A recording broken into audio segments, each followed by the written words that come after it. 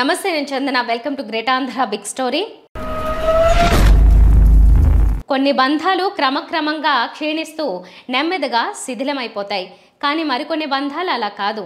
చివరి క్షణం వరకు చాలా గట్టిగా ఉంటాయి. హఠాత్తుగా పుట్టుక్కుమంటాయి.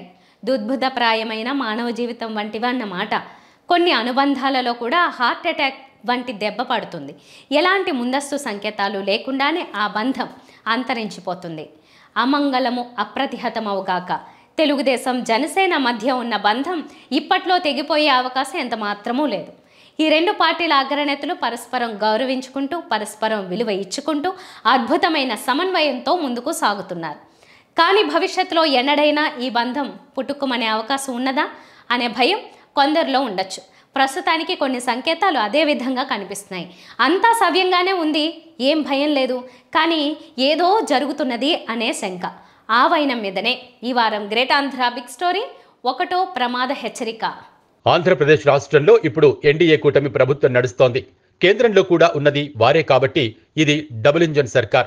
ఇలాంటి ప్రభుత్వాల వల్ల రాష్ట్రాలకు ఎంత గొప్ప మేలు జరుగుతుందని బీజేపీ ప్రచారం చేసుకుంటూ ఉంటుందో అలాంటి మేలు రాష్ట్రానికి ఇప్పుడు కనిపిస్తూనే ఉంది. పథకాలకు నిధులు వస్తున్నాయి. పనులు పూర్తయ్యే దిశగా అడుగులు పడుతున్నాయి.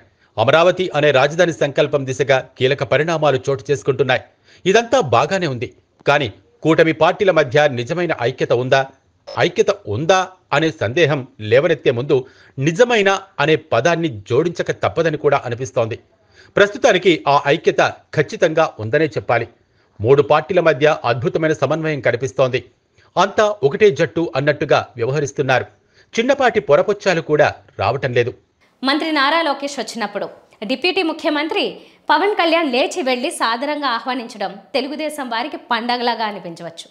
అలాగే పవన్ కళ్యాణ్ ఫోటోను ముఖ్యమంత్రి చంద్రబాబు నాయుడుతో సమానంగా ప్రతి ప్రభుత్వ పథకం మీద ముద్రిస్తూ ఉండడం అనేది జన సైనికులకు చాలా హ్యాపీగా అనిపిస్తుండవచ్చు. జగన్ పాలనలో డిప్యూటీ ముఖ్యమంత్రులకు దక్కిన గౌరవం చూసిన వారికి పవన్ చాలా ఘనమైన ఆదరణ పొందుతున్న ఆనందము కలుగుతుండవచ్చు.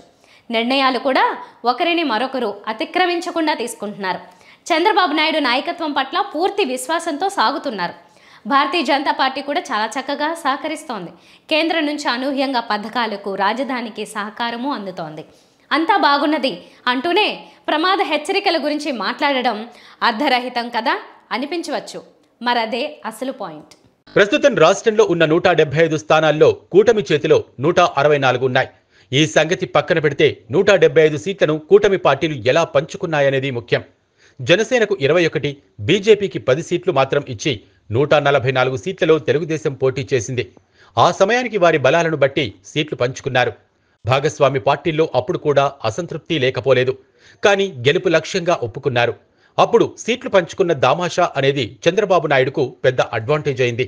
ఆ తర్వాత పరిపాలన మొదలెట్టాక కూడా చంద్రబాబు నాయుడు అదే దామాషాను ఒక బెంచ్ మార్క్ లాగా వాడుకుంటున్నారు. నామినేటెడ్ పోస్టుల భర్తీ విషయంలో కూడా చంద్రబాబు అచ్చంగా సీట్లు పంచుకున్న దామాషాలోనే పదవులు పంచుతాం అని పదే అనటం ద్వారా ఎక్కువ ఆశ పెట్టుకుని ఉన్న భాగస్వామి పార్టీలను మానసికంగా సిద్ధం చేసేశారు. అయితే నిజానికి నామినేటెడ్ పోస్టులు వంటి ఛాన్స్ వస్తే ఎక్కువ ప్రయారిటీ దక్కవలసింది ఎవరికి? జనసేన, బీజేపీ ఎమ్మెల్యే సీట్లలో ఎక్కువ త్యాగాలు చేశాయి కనుక వారికి నామినేటెడ్ ఎక్కువ దక్కాలి కదా. కానీ ఆ లాజిక్ మాట్లాడే స్థితిలో ఆ రెండు పార్టీలు లేవు. ఇంకా నయం, సీట్లు పంచుకున్న దామాషాలో పంపకం అంటున్నారు. ఇప్పుడు అసెంబ్లీలో ఉన్న బలం దామాషాలో పంపకం అనడం లేదు అన్నట్టుగా వారు సర్దుకుంటున్నారు. కానీ జీవితాంతం ఇలాగే సాగదు కదా. పవన్ కళ్యాణ్ తను సొంతంగా పార్టీ పెట్టి సినిమా ఇండస్ట్రీ ద్వారా వచ్చే పెద్ద సంపాదనలను వదులుకుని రాజకీయాల్లోకి వచ్చింది కేవలం 21 సీట్లు పంచుకుంటూ ఉండే స్థాయిలో మిగిలిపోవడానికి కాదు కదా.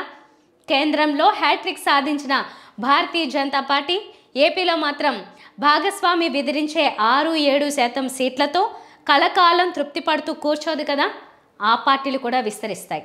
పార్టీలు విస్తరించడం, బలపడడం అంటూ జరిగితే వచ్చే ఎన్నికల నాటికి ఎమ్మెల్యే సీట్ల పంపకాలు దామాషాలు మారతాయి. అంటే ఏమిటన్నమాట? ఆ రెండు పార్టీల బలం ఎంత పెరుగుతుందో దానికి తగినట్టుగా తమ చేతిలో ఉన్న సీట్లను త్యాగం చేయడానికి తెలుగుదేశం సిద్ధపడాలన్నమాట. లేకపోతే ఏమవుతుందన్నమాట? కూటమి ఐక్యతలో పగుళ్ళు వస్తాయన్నమాట. 2019 ఎన్నికల సమయానికి తనకున్న చరిష్మా ఒక్కటి అధికారంలోకి తీసుకురాగలదనే అపోహల్లో పవన్ కళ్యాణ్ ఉండేవారు. ఆ ఎన్నికల తర్వాత ఆయనకు భ్రమలు తొలగిపోయాయి.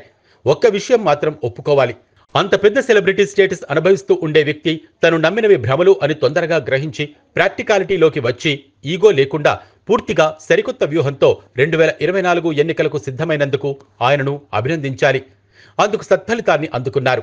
అలాగని ఆయన పార్టీ ఇక్కడ ఆగిపోలేదు, విస్తరిస్తోంది. వైఎస్ఆర్ కాంగ్రెస్ పార్టీకి దక్కిన పరాజయానికి ఆ పార్టీలో ఓటమి తర్వాత కూడా మారకుండా ఉన్న అధినాయకుడు జగన్ వైఖరికి విసిగిపోయిన వారు రాజీనామాలు చేస్తున్నారు. పార్టీ ఓటమికి కారణమైన కోటరీ మీదనే ఇప్పటికీ ఆధారపడి జగన్ రాజకీయాలు చేస్తుండడం వలన పార్టీలోని నాయకులకు విసుగు పుడుతోంది. ఆయన తీరు మారుకుంటే కష్టం అని వెళ్ళిపోతున్న వారు రాజకీయాల్లో కొనసాగదలుచుకుంటే వారికి మెరుగైన ప్రత్యామ్నాయం జనసేన మాత్రమే. తెలుగుదేశంలో చేరడం చాలామందికి కష్టం. ఇన్నాళ్ళు టీడీపీతో స్థానికంగా సంకుల సమరాలు సాగించి ఇప్పుడు తగుదునమ్మా అంటూ ఇప్పుడు తెదేపాలో చేరడం వారికి సాధ్యం కాదు. ఇక మిగిలిన బెటర్ ప్రత్యామ్నాయం జనసేన మాత్రమే. నిన్నటిదాకా పవన్, నాదెండ్ల తప్ప మరో సెలబ్రిటీ నాయకుడు లేని జనసేనకు ఇవాళ బాలినేని శ్రీనివాసరెడ్డి కూడా తోడయ్యారు.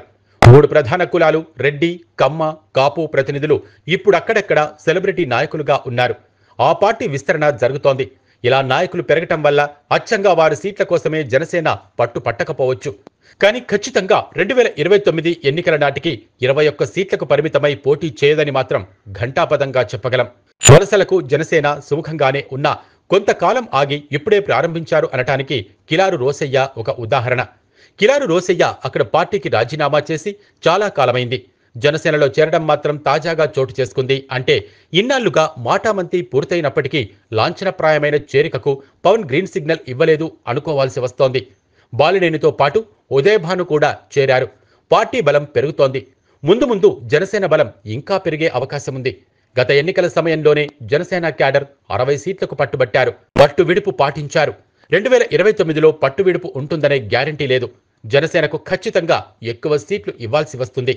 ఇప్పుడు జనసేనకు ఇచ్చిన వాటిలో సగం సీట్లు బీజేపీ పుచ్చుకుంది. 2029 నాటికి కూడా వారు అదే దామాషా కోసం పట్టుబడతారు. ఈ పరిణామాలు ఖచ్చితంగా తెలుగుదేశం పార్టీకి 1వ నెంబరు ప్రమాద హెచ్చరికే. జనసేన బలపడే కొద్దీ ప్రమాద హెచ్చరిక యొక్క నెంబర్ పెరుగుతూ ఉంటుంది.